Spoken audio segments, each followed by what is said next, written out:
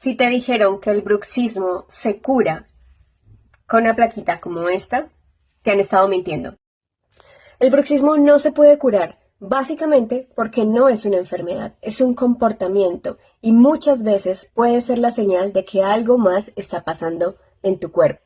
Además de estar asociado al estrés, también lo hemos asociado con problemas gastrointestinales como reflujo, problemas de apnea obstructiva del sueño, problemas en las alteraciones en los patrones del sueño.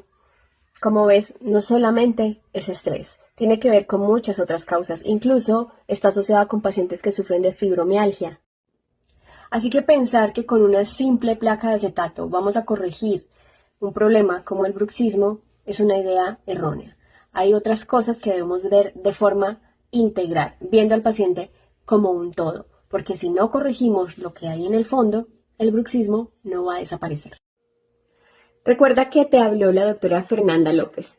Información clara para decisiones conscientes.